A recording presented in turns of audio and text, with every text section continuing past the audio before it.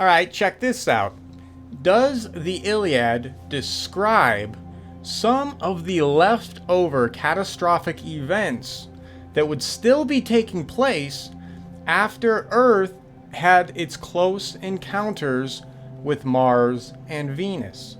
So what I want to do now is I want to look at the Iliad through a completely different perspective. So right now we've covered a couple of things with respect to this story. We've started to talk about Homer. We've gone over some of the stuff and some of the questions that we have regarding the Iliad. But before we go further with some of the more crazy stuff that you are not going to believe at all once we get to it, you know, dealing with Homer, dealing with where the Iliad took place, etc. There's so much to this. What I wanted to get out of the way before we continued on with that is that I wanted to talk about why the Iliad is actually extremely important from a historical perspective and a catastrophist's perspective. Here we go. He's talking about the crazy stuff again. He's going to start talking about planets coming close to Earth. It's crazy, right? And I realize that it sounds crazy. For those of you who are not familiar with what I am talking about, and you only care about the Iliad portion of this has the potential to give you a completely different perspective on how you approach your Iliad studies. And for those of you who are in the catastrophist community, or just the truth community in general, all you want is the truth about history, all right? If you're just looking for that, this is important. The Iliad might actually be a huge piece of evidence when it comes to trying to establish a chronology with respect to all of these cosmological catastrophes that Earth went through. Now, for those of you who are new to this, I know some of this is going to sound completely schizo, but I need you to understand something. Everything we discuss in here is either backed up by science or historical record. So I am not just pulling this out of my butt. I'm not just running around screaming out this crazy stuff because I think it's cool and I have a pet theory. I have no pet theories. I am simply following the evidence. And the Iliad has the potential, or as far as I'm concerned is, a huge, not a huge, but it's a piece of the pie when it comes to trying to establish the catastrophic chronology that we need to establish, because otherwise we aren't going to figure any of this out, all right? So chronology is a whole other problem that we have to deal with as well, and the Iliad actually may help us, or not may, it should, if we can date it properly, it should help us clean up some of the chronological problems that we have in general history, and it is a potential bullet point in helping us establish what went on catastrophically and when it happened, and the effects of these catastrophes. All right, so what's going on here? So for those of you who are new, a very quick, basic explanation. There is a point in history to where Earth has several cosmological close encounters with Venus and Mars.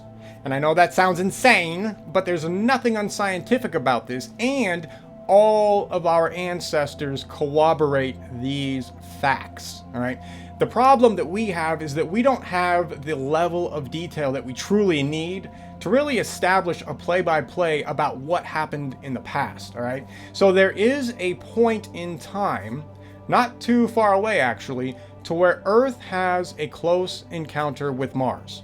And by that I mean they could see Mars up in the sky. It was not the little red dot that you see right now. No, I mean you could literally see the planet in the sky. I'm not sure how big it would have been on the horizon, but I don't know if it would have been the size of, say, how the moon looks to us, or if it would have been a little further away. But the main point is that everyone at a certain point in history was actually able to see Mars up in the sky, and they could discern geological features. So, for example, Valles Marineris on Mars, right? That's that huge scar that covers half that planet. It's a huge canyon. For whatever reason, tons of ancient cultures recall seeing that scar. In fact, North American Indians literally called Mars Scarface.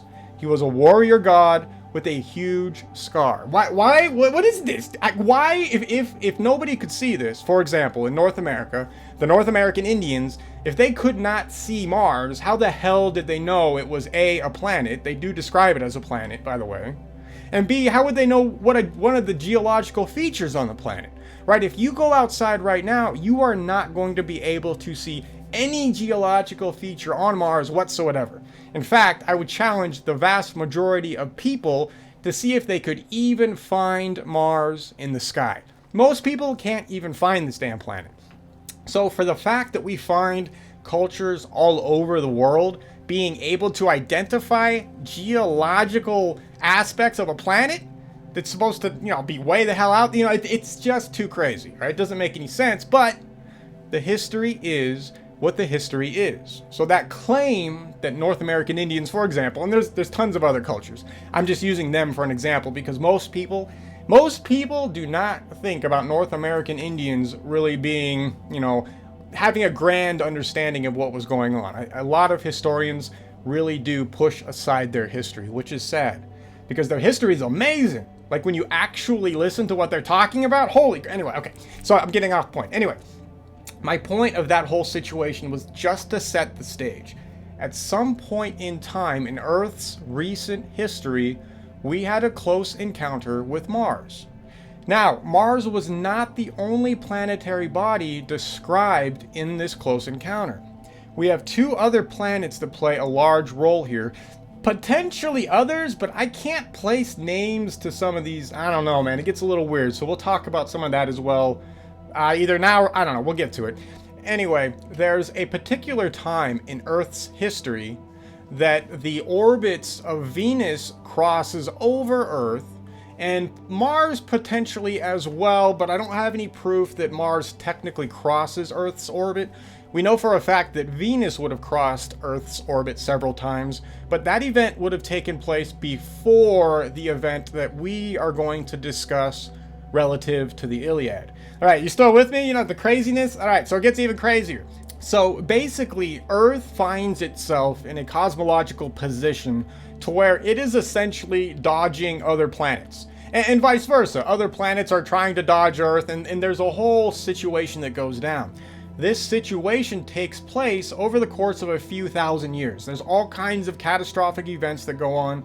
There's all kinds of crazy stuff that our ancestors end up seeing in the night sky. And if you've ever wondered why all of our ancestors are constantly talking about gods in the sky, doing all kinds of crazy stuff, throwing lightning bolts at Earth, causing earthquakes, tidal waves, hurricanes, etc., etc. If you've ever wondered why everybody looked to the sky and blamed what was going on in the sky on the stuff on Earth down here, the reason is simple. Remember, on this channel, the rule is simple. All you have to do is replace the word God with planet, and suddenly everything starts to make scientific sense. Of course, when you do that, suddenly also everything sounds insane. So an example of what I'm talking about would be something relative to the Iliad. I know I gotta stay focused on the Iliad, but in the Iliad, what we find is a lot of god drama going on up in the sky. So if we apply our rule of changing the word God with planet, suddenly we find ourselves in a position to where the sky above is no longer filled with toga-wearing men and women running around, tickling each other and zapping each other in the butt. No, instead, now the sky is full of cosmological bodies. And there is nothing unscientific about this. Now, to recap, what I'm claiming is that when the Iliad is describing drama going on up in the sky, it is not describing a fictitious, weird, crazy god situation. What the writers are describing, or the writer, whatever, that's a whole other story and we'll get to that. But the whoever the hell wrote the Iliad, instead of them just describing a god drama for drama purposes, for story purposes alone, what if the writer or writers were recording what they were seeing happening up in the sky during the Battle of the Iliad? This is why the Iliad is important. So when we start to look back throughout history, one of the things that we have no choice but to acknowledge is the fact that all of our ancestors constantly talk about catastrophes. All of our ancestors talk about the planetary bodies interacting and interfering with Earth, right? So that means everybody's orbit is screwed up for a little while here. Basically, when we look back in history, what we find is that we find Earth and the rest of the solar system went through a ton of destructive chaos before all of the planetary bodies essentially settled down into their current orbits. And this process did not take 10 billion years. The theory of uniformity is absolute garbage. And it is one of the most infuriating things that we have to deal with as scientists, chronologists, and historians. The theory of uniformity has absolutely destroyed so much real science. All right, that's a whole other talk as well. Anyway, okay, so back to the Iliad. What's going on in the Iliad? So what we find in the Iliad is we find that there's a bunch of god drama going on. Now, there's a lot of god drama in the Iliad that's going on Earth as well, and this is where things can get a little weird, and I'm with you on that, and I do not have all of the answers. By the way, let me just say that up front. I don't have all of the answers. The only thing that I want to cover in this video is more or less the stuff that was going on up in the sky. In the story of the Iliad, the gods come down to Earth and they talk to people. They mess with things, right? I mean, you could kind of argue that the whole thing kicks off because of what goes on with Paris and anyway, there's a lot of earthly god drama. We're not going to focus on that, but I understand that it's there and I'm not going to ignore it. It's just I don't have an answer for some of that stuff. And maybe we do have an answer and but we'll get to that one later as well. All right. So the Iliad actually becomes extremely important, not just from a general basic, historical perspective to where, oh yeah, it's this really cool epic poem that some dude wrote back in the day and oh yeah, blah, blah, blah, gives us some prose and some, none of that crap. That's all valuable stuff historically. It is, right? The writing itself, regardless if it was true or false, it's all valuable stuff to try to figure out what was going on in the past. I mean, the Iliad has all kinds of let's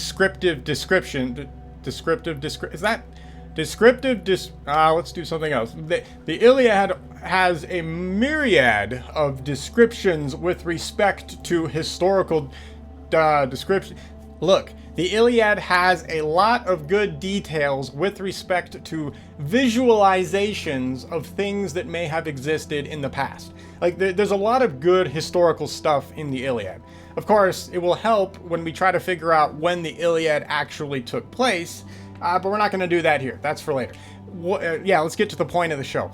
What I want to talk about in today's show with respect to the Iliad is how the Iliad is valuable to us as historians who are following real scientific data, actually listening to all of our ancestors all over this planet's histories, and trying to piece together what would have happened or what did happen in the past. Now, the Iliad's value comes into play because the Iliad is a story that talks about god drama in the sky. So once we start to see gods doing anything up in the sky, that's our key to look at it from the different perspective, and that is, of course, of changing the word god with planet. Now, once we start to do that, things start to change. So, for example, if we change the god Zeus, Zeus is in the Iliad, if we change his name to the planet that he's related to, right, because he is related to Jupiter, Jupiter is Zeus, now we get rid of the bearded toga dude, we kick him out, and then we just replace it with Jupiter, suddenly it makes scientific sense. Suddenly, what the people were seeing during the battle or the war of the Iliad, it's the battle, I guess, because the war was going on long before the Iliad starts going, okay, anyway. During the Troy event, anyways, basically the writers or whatever may have been describing what everybody on the battlefield may have been witnessing up in the sky. Now, for those of you who are in the catastrophism community, and by the way, just for everybody who's not too familiar with catastrophism, or you're just getting into it, or whatever, when I say the catastrophism community, I don't mean like, we blame everything on catastrophes and everything has to be because of a catastrophe. We are not some crazy, sick cult. What I'm saying is that for those of us who we have no choice but to acknowledge the catastrophism aspect of human past. And the reason why we have no choice to do that is because we are following the evidence. We are following the science. Mainstream historian has long let go of science, right? They are not interested in any real science, especially if it changes the current narrative, right? And so, of course, mainstream Iliad scholars, they have no interest in listening to the catastrophic perspective that story might actually be talking about. So when mainstream historians, they read the Iliad and they get to all the god parts, those are either completely discarded, or they're just like, oh no, it's metaphor, bro. They're just talking about metaphors and weird stuff. I mean, they were all crazy back in the day. Everybody was having a hallucination about gods. I mean, what are you, crazy? So of course they would write about gods doing weird stuff. It's just, basically a modern day historian writes all of this off as fiction. But what happens if all of that god stuff that was going on in the sky isn't fiction? What if the stuff that is being described actually happened? Now, if your skepticism meter is screaming through the roof and you're about to shut this garbage off, I understand. But here, before you leave, let me ask you a question. Why is it that you are not able to take a scientifically possible proposition seriously? Right? And this is one of the problems that we are going to run into when we start to look at the Iliad, or when we look at anything really. But for our purposes here with dealing with the Iliad, a lot of the stuff that we are going to cover, not just in this show, but in all the other crap that I have to do, it's going to go up against your general understanding of the Iliad, especially nowadays with that terrible movie they made, years ago that had nothing to do with the Iliad, basically. The public's mind is so skewed when it comes to something like the Iliad, and you would think that a historian would be more open-minded or have a better understanding of it. They don't either. Not everybody, but the vast majority of historians who deal with the Iliad, I mean, they're gone. Their minds are just fried, right? They are not open to any new interpretation. They are not open to any new evidence. They honestly believe that Troy was found in Turkey, even though there's so much fraud to deal with respect to that finding, that it's insane that anybody believes it, right? I mean, it's absolutely, it's just crazy. You think I'm crazy. You think I'm sitting here talking to a mic by myself, screaming at it, and you think I'm crazy? No. People who study the Iliad who think that Troy is in Turkey, they're crazy. Okay, you get it. All right. So, my point is that, remember, everything we are going to deal with here has a basis in science, and then the history that the Iliad is telling us. We as historians, we have a serious problem, and it does not matter if you are on the alternative side or the mainstream or whatever. The reality is, when it comes to trying to understand history, all of us are at a disadvantage. And the disadvantage is, it's hard to get around. The reality is, we don't have a lot of the information that we truly would need to paint the kind of picture that we would want, right? Now, the ironic thing about this position that all of us find ourselves in is that the mainstream pretty much plays it off as if they know everything. Right? The mainstream has dates for you name it. They've got a date for it. They have a nice, neat little chronology laid out. It's backed up by their quote-unquote sources, and it cannot be changed. Right? I think that's the funnier part, is that mainstream chronology is not allowed to be changed anymore. Maybe you can change a month here or a month there, but nope. Nothing else, right? But we as historians, so if you're a mainstream historian, you're insane, right? That's all there is to it. Mainstream historians are crazy. They don't have all the information. And that's our problem, right? We don't have all of the information that we truly need to paint the kind of picture that we would want to see that would help us understand our history. So when we run into something like the Iliad, and the Iliad is describing stuff going on in the sky, that's worth paying attention to. Because we have nothing but, so if we look in the past, if we look back all of our ancient ancestors all over the planet, we find them talking about gods in the sky doing all kinds of stuff everywhere. So to ignore that, I mean, why would you ignore that? If everybody is saying something, if everybody is describing scientifically possible events, and all of these cultures are corroborating each other around the entire planet, that's something we need to pay attention to. So for those of you who might be, really skeptical on the planetary, orbital situation going crazy, the reality is there's nothing unscientific about it, and all of our ancestors discuss these problems. So when we get to something like the Iliad, we can't just ignore the fact that the story is talking about stuff going on up in the sky. Now, here's where things get interesting. For all intents and purposes, the Iliad is not considered a document or a story or whatever that is like 20,000 years old. Relatively speaking, the Iliad is describing a past that isn't too far away. Even if you're in the mainstream historical corner, the reality is the story of the Iliad is not that far away. All right. Now, if you're a chronologist, and I know, and it sucks that there's a difference between history and chronology that shouldn't even exist, but if you're a chronologist, the Iliad comes even closer to us in time frame. Now, I'll discuss that later. But here's the deal. The Iliad, at the very least, it's valuable because it's talking about cosmological events not too long ago, and that's key. That's the key. Regardless of whether you are on the alternative side or the mainstream side, the Iliad is not that old. So if we have a document that is not that old, relatively speaking, and by age, by the way, I guess I should have said something. So there's two camps right now to where people think that the Iliad was written or took place.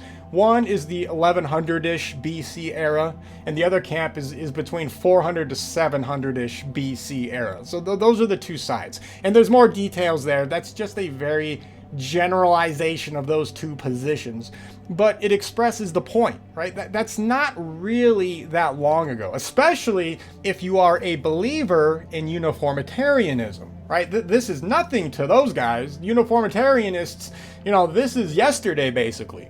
So the document's not that old, or I should say the story is not technically that old, regardless of what side of the historical spectrum you sit on. So that means that these events, if they took place up in the sky, they didn't take place all that long ago. And this actually has the potential to help us date the Iliad as well. All right, so we got to get into details about this. You guys have heard me rant long enough. Let's do this. I'm going to read just a little bit out of what Velikovsky has to say about the Iliad and with respect to what was going on back then. It's a great place to start. Now, I do not agree with everything Velikovsky says. I just want to put that right up front.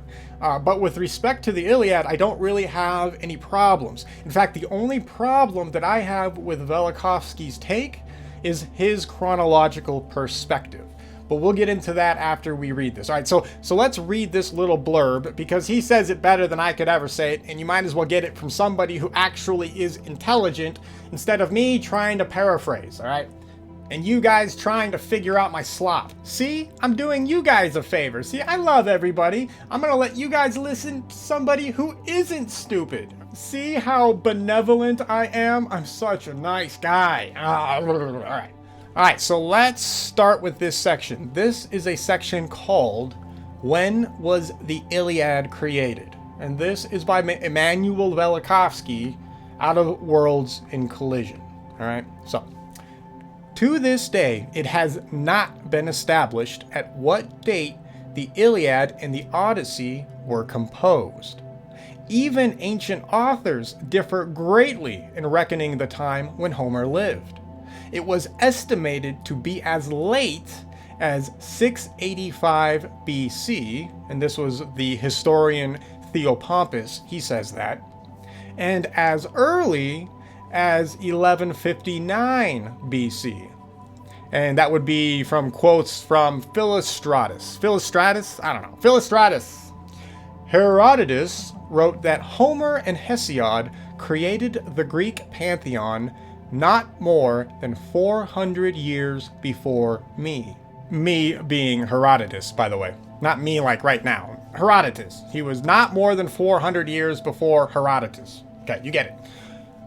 Which would mean not prior to 884 BC. 484 being regarded as the year of Herodotus's birth. The question is still debated. Some authors argue that there was a long interval between the time when the epic works of Homer were composed and the time when they were put into writing. Others think that these works must have been created not long before the Greeks acquired the art of writing, about 700 BC.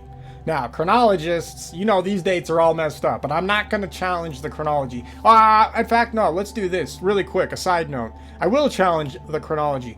One of the things that I do not agree with on Velikovsky is where he dates stuff. So when Velikovsky is giving us dates, this is very much the standard Anno Domini dating system, right? This is the standard chronology in which is based completely off of the Bible. The only reason why I say that is because mainstream chronology is ironically based off of the Bible and the Bible's events. I don't know how many people know that nowadays, but if you believe in the mainstream chronology, regardless of who you are admitting that the Bible is real, right? It's very interesting, and it's a funny problem to watch people have to grapple with that, especially people who despise things like the Bible. Okay, where were we? Okay, let's go on. It is also argued that the Greeks must have known this art long before 700 BC on the assumption that the Homeric works were created much before that date. And there are all kinds of problems with Greece and chronology, and we'll get into that in a different show. Anyway, okay. It is on the assumption that the Homeric works were created much before that date. It is generally assumed that the fall of Troy antedated Homer by several generations, and also that the great epic works were the creation of generations. The fall of Troy is sometimes thought to have taken place in the 12th century BC. See, it's funny, Velikovsky's, he's just regurgitating the mainstream. Right? He doesn't have an opinion on this right now. On the other hand, it has been shown that the cultural background of the Homeric epos is that of the 8th or even the 7th century. The Age of Iron was well underway, and many other details would preclude an earlier scene. It is highly probable that the Homeric works were created at that time or shortly thereafter. Whether these poems were first sung by a bard who lived centuries after the destruction of Troy depends on the time when Troy was destroyed. The tradition about Aeneas, who, saved when Troy was captured, went to Carthage, a city built in the 9th century, and from there to Italy, where he founded Rome, a city first built in the middle of the 8th century, implies that Troy was destroyed in the 8th or late in the 9th century. And by the way, if you're wondering about the foundation of Rome and it was Aeneas or Ramus or Remus or what, all these people, yet the foundation of Rome is hilarious because we have no idea what happened. What's even more interesting though is that Troy might be directly related to the foundation of Rome. But even that, okay, anyway, it gets weird. Let's keep going. But for what purpose do I burden my present work with this question? It may seem that the two problems, how Venus changed its orbit to a circle and how Mars changed its orbit so as to come in contact with the Earth, are weighted with a third problem from a far removed field and in itself complicated. And even if these matters have something in common, How can a problem with three unknowns be solved? So basically, in this chapter, they're talking about the Venus and Mars situation and how Earth is on its way to potentially running into Mars or Venus, and this stuff was going on up in the sky. You know, they could see these planets up in the sky. Okay. We shall come closer to a solution of the astronomical problem with which we are concerned, and the problem of the epics of Troy, if we recognize the cosmic scene of these epics. A simple test can be made. If Ares, the Mars of the Greeks, is not mentioned in the creations of Homer, this would support the view that the Iliad and the Odyssey were created in the 10th century or earlier, or at least that the drama they describe had taken place not later than this time. But if Ares, Mars, is presented as a war god in these epics, it would indicate that they were composed in the 8th century or thereafter. It was in the 8th century that Mars Nergal, an obscure deity, suddenly became a prominent god. Epic poems rich in mythology that originated in the 8th or 7th century would not be silent about Mars Ares, who became, quote, outrageous at the time. And what's interesting about this is once we find a period in any culture that starts talking about Mars as a warrior, we can potentially date anybody's culture, if we can lock down when Mars becomes a warrior god for everybody. Because it happens across the globe, and that's what's interesting. What we find is at a very particular point in ancient history, suddenly everybody across the planet starts to worship Mars as a war god, and it literally almost doesn't matter what culture you go to. Right? It doesn't matter. You can go anywhere. And I'm not going to list them all off because that's neither here nor there for this talk. But it's just, the point is, just do a quick search. Whatever mainstream garbage search engine propaganda pushing thing you like, go look at that. And even those will spit out the gods at a very particular time. Okay. Let's keep going. All right.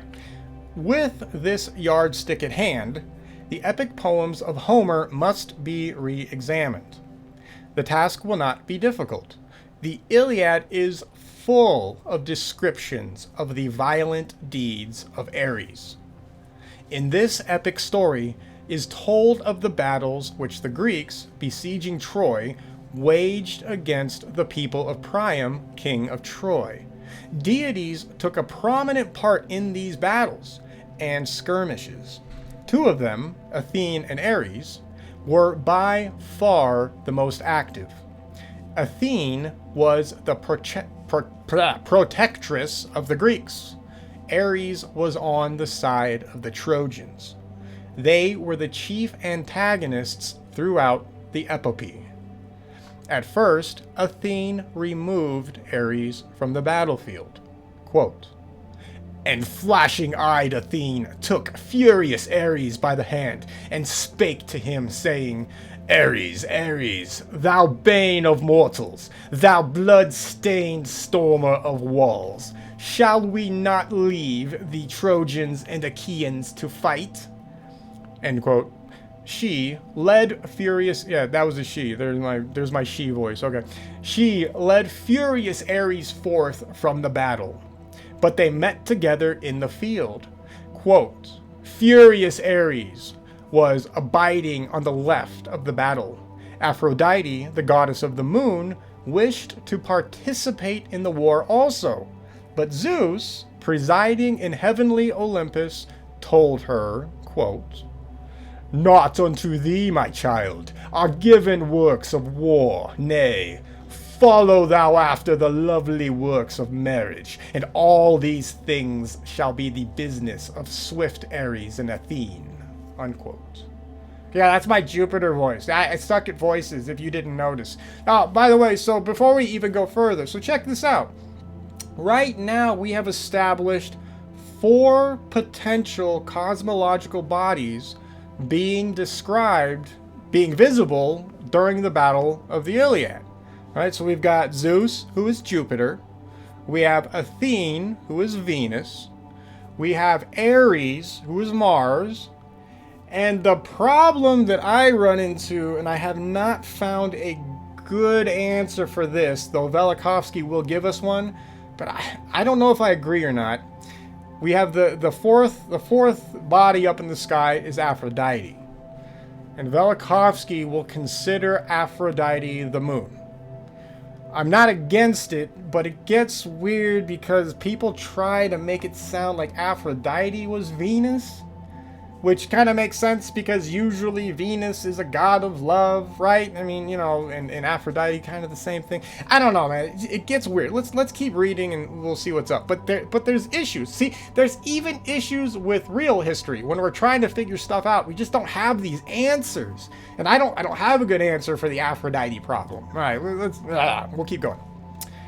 Thus the god of planet Jupiter admonished the goddesses of the moon to leave the combat that it might be fought out by the god of the planet Mars and the goddess of the planet Venus.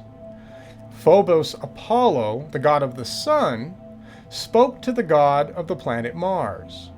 Then unto furious Ares spake Phobos Apollo, Ares, Ares, thou bane of mortals, thou blood-stained stormer of walls, wilt thou not enter into the battle?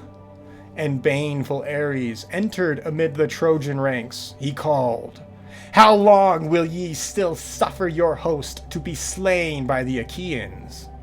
The battlefield was darkened by Ares. This is what is interesting.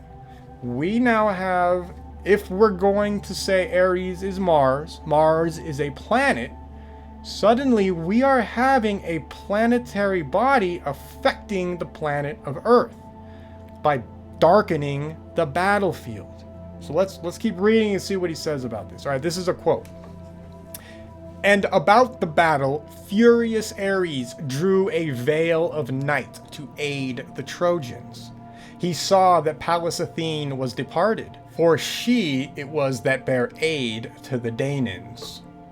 Hera, the goddess of earth, quote, stepped upon the flaming car, and self-bidden groaned upon their hinges the gates of heaven, which the hours had in their keeping, to whom are entrusted great heaven and Olympus. That last passage is fairly interesting because now we have the Earth. Now the Earth is dealing with the situation going on in the sky, right? Because the Earth is a planet as well, right? I mean, the Earth is not just a stage where things just sort of happen. No, the Earth is going to be affected by other cosmological bodies. So I find it interesting that they say things like, she groaned upon their hinges, right? So something is happening to Earth to where people can hear a groaning, right? There's something affecting Earth at that level. And then they keep talking about stuff like the gates of heaven, which the hours had in their keeping, to whom are entrusted great heaven and Olympus. So, okay, check this out. Okay, let me give you that full quote. Self-bidden groaned upon their hinges the gates of heaven, which the hours had in their keeping, to whom are entrusted great heaven and Olympus. What does that mean? I know my reading sucks, so I apologize for that. You can go read the regular, well, it's on the screen right now or whatever. Anyway, you can read it for yourself.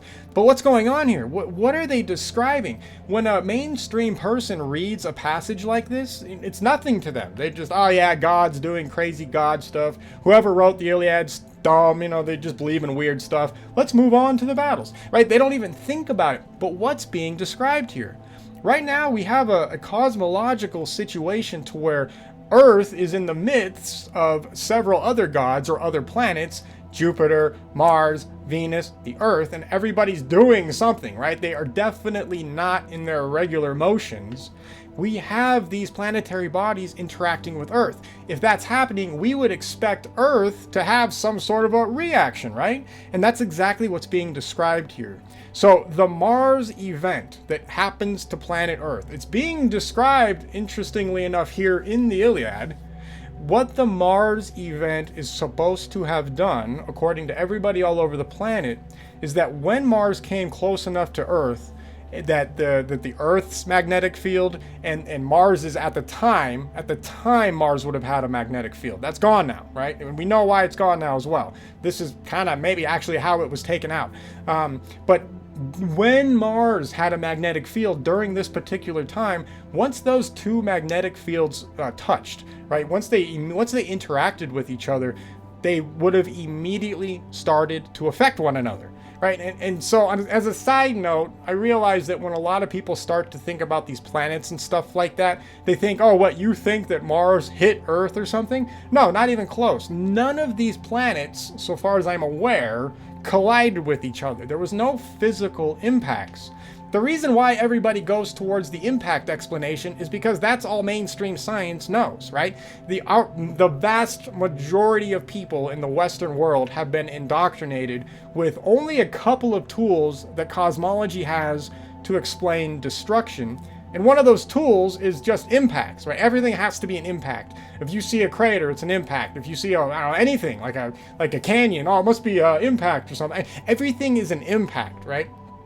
No mainstream person ever stops and realizes that there are other scientific phenomena that can create impacts, that can create destruction, not impacts, that can create craters, right? And that is electricity, right? You could have lightning bolts between planets, absolutely create the craters that we see on places like the moon. If you look at the moon, we have all kinds of perfectly circular craters. Same thing on Mars, interestingly enough. Right? And mainstream, the only thing they have to describe these craters is impacts. Like, that's all they've got. They have nothing else. But scientifically speaking, none of those craters, the vast majority of the craters that we see on planets, they do not conform to a kinetic impact from a physical object. What they do conform to is a literal electrical charge smashing into the surface. That electrical charge being basically a lightning bolt or a thunderbolt. Right? Once you have electricity zapping the crap out of something, right? Suddenly we have a new explanation of what can cause damage. So what we have, so that's one kind of damage. The other thing that would have potentially happened if two planets came into electromagnetic contact is that you would have these two bodies now trying to find an equilibrium within their electric states, right? That's what electricity does. Electricity is self-sorting. It's going to find its base state whether you like it or not, right? That's what electricity does. It is self-organizing. So when Mars, or I should say Mars's electric field, once Mars's electric field comes into contact with Earth, there's going to be a reaction, right? So, well, what's the reaction? What's happening? So if Mars and Earth are close enough to touch each other, quote unquote, you could say, see each other electromagnetically, what would happen, right? Well, so there's a variety of things that could happen, but the Iliad tells us what happened in that little quote that I just read. Basically, what Hera, or Earth, us, is describing is this. The electromagnetic field of Mars literally grabs the Earth physically and shifts the entire planet geographically and electromagnetically. So what I mean is this. They're talking about, they use the term hinges. What happens with a hinge? A hinge goes up and down or left to right, right? It swings. So what happened is that the Earth itself swung down low. By that I mean the Earth's geomagnetic position shifted. Its physical position shifted by several degrees of latitude. This is what they're talking about whenever you see one of these stories talking about the Earth bowing low or the stars shifted their position in the sky. They are not talking about the stars themselves shifting. They are talking about the Earth's relative position in a three-dimensional space shifting around. Basically, the Earth rolled over several degrees of latitude. Now, I know that might sound initially crazy, but that is exactly what is being described here in the Iliad. This description, by the way, is in countless ancient cultures' mythologies. Like, I'm not going to get into that here because I want to focus on the Iliad. But I just want to make the point that it's not the Iliad that lays this claim down. So when we find something like, okay, so self-bidden groaned upon their hinges. So the earth, when the earth starts to shift, they can literally hear and feel the earth reacting to that new physical attraction, right? And then the next part of the sentence is this: the gates of heaven, which the hours had in their keeping, to whom are entrusted great heavenly and Olympus. What they are talking about there is that the heaven, the gates up there in the sky, those shifted as well. Whatever the hours were that they were keeping, those cannot be kept in the exact same way anymore. Cosmological hours. I'm not talking about time. That's a different subject. But what they're saying basically is that their tracking of the stars in the sky changes because all of their positions changed relative to the Earth changing when it shifts downwards. Or I should say in a southerly form. So basically latitudes, I'm trying to figure out how to describe this. So basically, when the Earth shifts, the longitude and the latitudes, they don't shift with it. Their positions stay the same. There's no reason to shift those coordinates. So what happened is that the Earth's physical areas on the planet shifts further down to the south, while other places on the other side of the planet would have shifted upwards north. Now, this is only a few degrees. When I use the term roll over, I'm not talking about the Earth in this particular time doing a complete flip or something like that. That's not what this is about. It's literally just maybe I think it's a 3 to 4 degree shift in the planetary location of where everything is. So basically, where the equator is now, the equator was not where it is now back in the day, only a few thousand years ago. Now, for all of you ancient, alien researchers and all that stuff, if you guys have been wondering why all those ancient temples and stuff like that have possibly been showing us the old equator, but haven't really been able to explain how you shift the old equator, this is how you do it.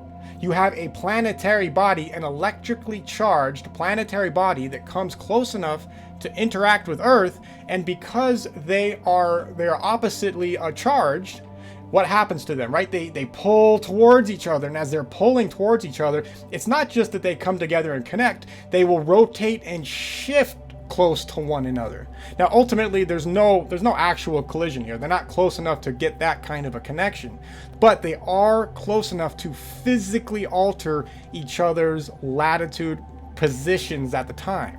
I hope that makes sense. I know it's hard to explain, but this is how you shift a planet. So for all of you wondering out there, for example, why Egypt is now suddenly a desert. Right, we look at North Africa and there are all kinds of crazy, insane, advanced civilization ruins down there. I mean, they're everywhere, right? We have this huge desert down there. How did everything suddenly turn into a desert? What the hell happened, right? Did the Egyptians or whoever built the pyramids, did the pyramid builders really live in a sea of sand next to the Nile? Or was their land, when they built all that stuff, completely different? And it scientifically, we now know that, yeah, it was completely different. It was definitely a much more hospitable time period. It was not a desert in the way it is now. But how do you get to that point? What do you do? How do you make it to where suddenly a place that was once fantastically arid and happy and trees everywhere turns into a complete hellscape of sand? If you can shift one particular geographical location further down into a hotter area of the planet, suddenly has to adapt to a completely geographic situation, right? Because now they're closer to the equator. Things are hotter. Things that used to grow in its original climate may not grow now. And that is why we find places like Egypt and that whole area really in the position we find them now. Where suddenly all these questions that we have that make no sense, suddenly all of this stuff starts to make sense, and all we're doing is listening to our ancestors, right? The Iliad literally talks about the fact that Mars alters the Earth's it alters the latitude of the planet. It alters the geographic locations of planet Earth. This is why we start to have the problems that we have. And in fact, that actually might go a long way to explaining a lot of the stuff that we find in the Odyssey, and to a lesser extent some other stuff in the Iliad. But hey, it's right there. What do you want from me? I'm not making it up. It's right there. They're even they're describing the kind of ramifications that we would expect to see if two planetary bodies were close by. All right, you get that. If you don't get that, then I'll talk about it more later on other shows. Don't worry about it. The other thing that he talks about, or that we cover in the Iliad, is when Ares drew a veil of night to aid the Trojans. So think about, so if we just think, if we think purely in fictitious gods, you can just think about some dude with a spear and a winged hat, I don't know, magically drawing night in the sky. That's dumb, right? It doesn't even make any sense. Why would you describe that? Why would you waste your time with that? Why would you even put that in the story? Right? There's no reason. But if we say that it's not Ares, that it's Mars, and Mars is doing a close flyby to Earth, is it possible that Mars eclipses the sun for a little bit and completely blots everything out and draws a veil of night? Or is it possible that right now Mars is actually ejecting material and starting to share material with Earth? And all of this material coming to Earth during this particular time blocks out the sun and makes it night. There's a few scientific possibilities, but this is the kind of stuff we would expect if we had multiple planetary bodies dealing with each other. And here it is, right there in the Iliad. So instead of taking these kinds of instead of taking these kinds of quotes and just throwing them out as fictional garbage, if you actually read what they're talking about within the context that we have created here, suddenly the entire picture of the Iliad changes. Suddenly, now we're finding that these humans are fighting each other. It's a big war, fine. But we're also seeing them describe all of this stuff going on cosmologically in the sky above them. And if all the other cosmological catastrophes took place before this, if all of those cosmological catastrophes are real, we would necessarily expect to see more of this stuff going on down the line, for example, during the period of the Trojan War. And sure enough, for no reason at all, we actually do find not only, the Iliad, all kinds of people all over the planet, they are talking about this kind of fallout from the original catastrophe. This cannot be ignored. This data right here is extraordinarily important to the catastrophist's perspective. Right, and there's tons more in the Iliad, by the way. Velikovsky only goes over a couple of things, but there's tons of it in there. Like, reread it. It's crazy. Right? I know the Iliad can kind of be a dry read, depending on if you like that stuff or not. But the reality is, just go find the stuff with the gods. See what's going on up in the sky. See what's being described. Right? Ask yourself, why are they even wasting their time describing this stuff? Is it just for story purposes to make it interesting? Or are all of these things in this story because they were happening? So the other thing is to remember, a lot of people, only until very recently did people think that the Iliad was a fictitious work. Now the god part obviously could be a little weird and was kind of written off as, ancestors are crazy. But up until the early 1900s, and over there in Europe, the Iliad in a lot of schools was taught as a historical fact. Then all of a sudden, the institutions came in and started erasing all of this, getting rid of everybody's culture. That's still going on today, obviously. And then, suddenly Heinrich Schliemann shows up and finds Troy, quote unquote. And then suddenly it's kind of brought back into the historical arena. But now it's kind of weird. I don't know where it stands now, actually. There's two camps. The reality is there's the camp that thinks it's fictitious, and there's the other camp that thinks it's mostly history. I'm going to say it's probably history, but we have other problems to deal with when it comes to this. All right, you guys get it. Let's keep going. Where am I at? Oh, yeah, okay. All right, so Venus is annoyed, and she wants to go after Ares, and she speaks to Zeus. Zeus, hast thou no indignation with Ares for these violent deeds? Remember, he's darkened the battlefield. That he hath destroyed so great and so goodly a host of the Achaeans recklessly? Wilt thou in any wise be worth me if I smite Ares?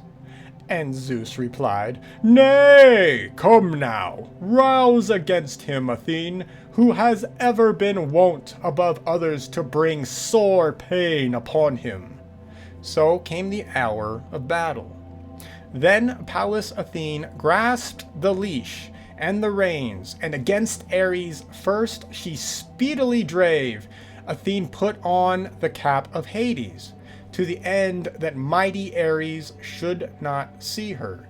Ares, the bane of mortals, was attacked by Pallas Athene, who sped the spear mightily against his nethermost belly. So basically what we're starting to see described here is that apparently Jupiter was still close enough to where people could at least sort of see it. It was not in its current orbit. That's something to keep in mind.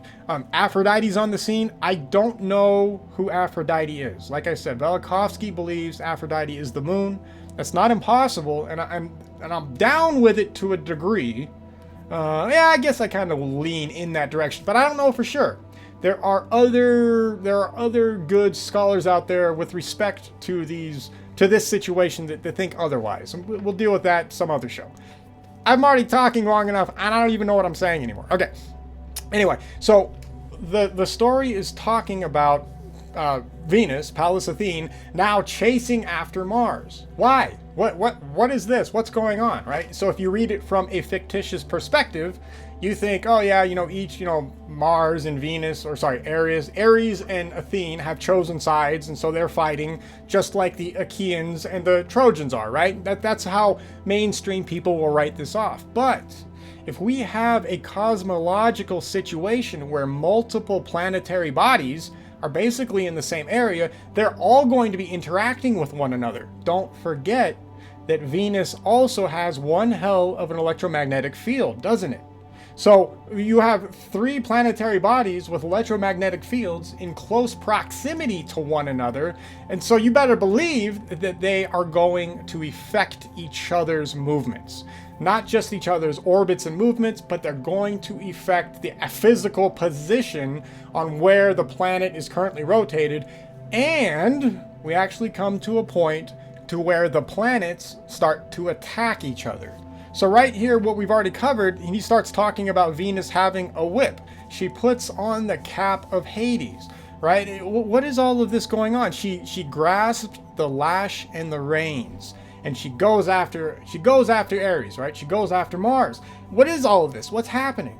Well, isn't it interesting that what they are describing here may actually be effects of plasmids and other debris that would be following the planets during this particular time.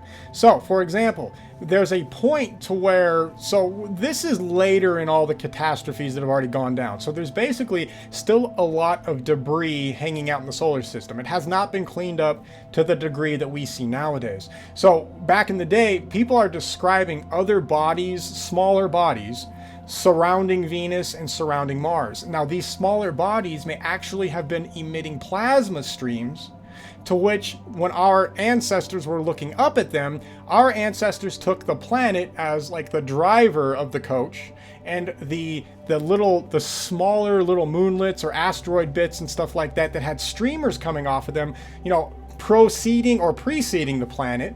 They looked like they were reins on horses. So that's how they described it. They didn't have the word, necessarily they had the word comet, sort of, but they did not have the vocabulary to describe what was going on with respect to the interactions electromagnetically in the plasma streams that could have been coming off of these other cosmological bodies, these smaller cosmological bodies that would have been stuck in an orbit around Venus and Mars, for example. So from everybody's perspective on Earth, basically they just described it as a driver riding on a chariot carried by horses, because the plasma streamers would have been the reins, right? So we've got that description. Then she puts on the cap of Hades. What the hell does that even mean? Well, what if that's an aurora effect happening at one of Venus's poles, right? It's not like they're not putting on some Satan crown. What if they are witnessing one of the electromagnetic events at the North Pole of Venus? Because she would have been interacting with everybody else, so you would have had all kinds of auroral events as well going on.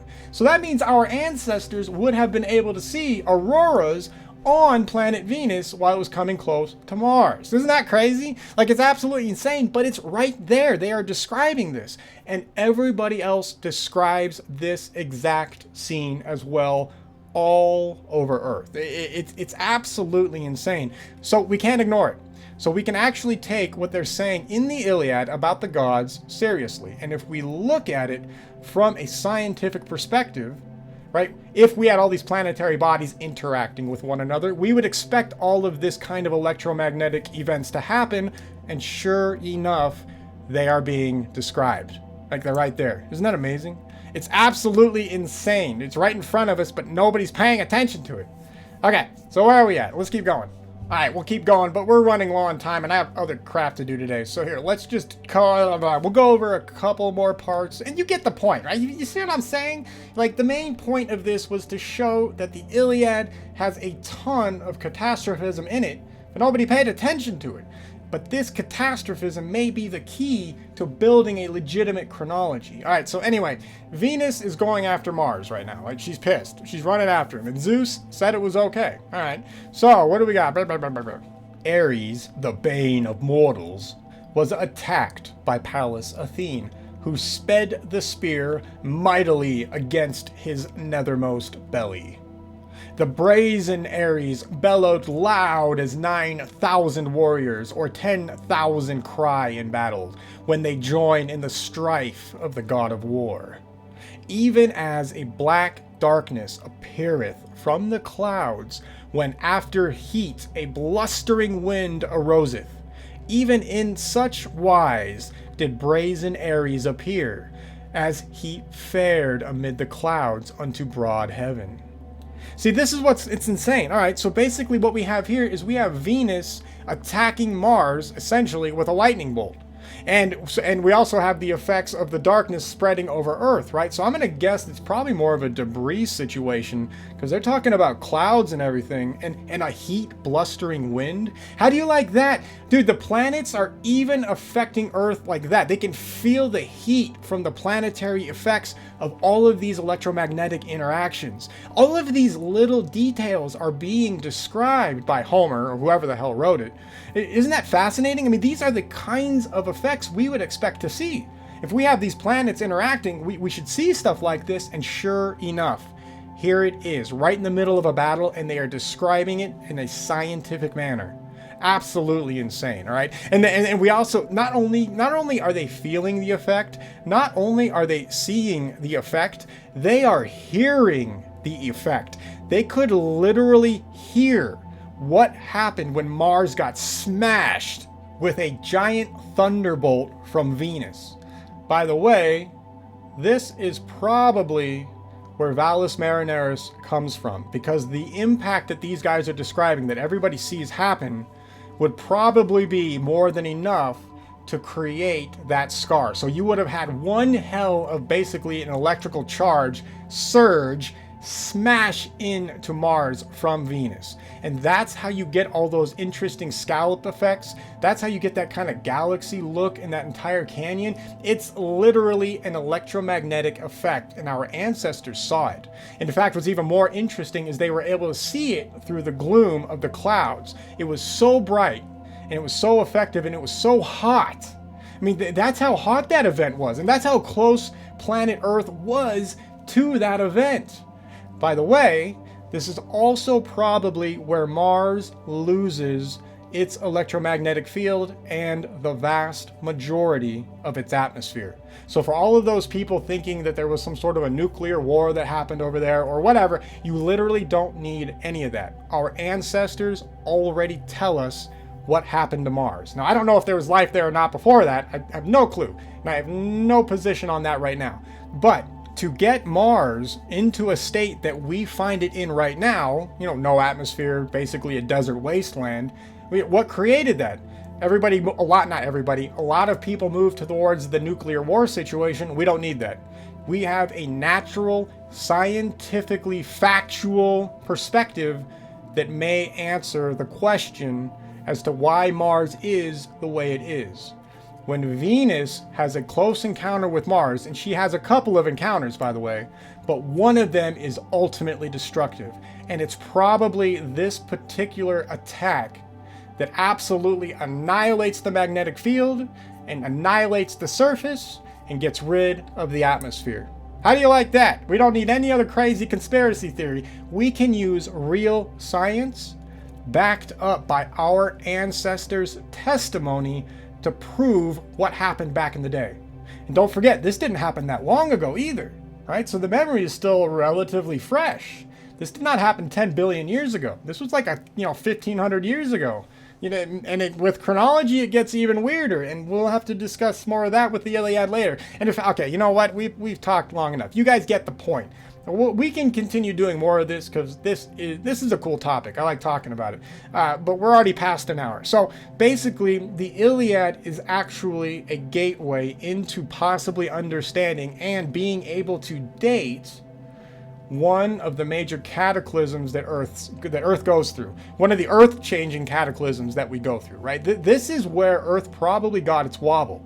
This is definitely where Earth got its current geological position relative to longitude and latitude. What's even more interesting is that this is the key to a lot of you guys trying to understand why ancient monuments or temples or whatever seem to be directed at a different longitude and latitude position relative to what we have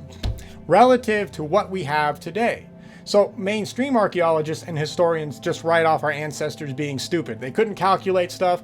They had no way of orienting stuff, really good in any kind of real way because they didn't know. They were dumb. So when you see mistakes, quote unquote, they just think our ancestors were stupid. It's the exact opposite. The buildings that have a different longitude and latitude orientation relative to North and South poles, they were the legitimate orientation before the Mars event. See, it's hilarious. Like, this event has the potential to absolutely solve so many archaeological and historical problems relative to the past few thousand years. Right? And you know what? We'll cover more of that later. I'm going to shut up. We've talked enough. I got to go do... you know how many chores I have to do today? It is insane. All right, you go do chores too. If I have to suffer, you're suffering with me.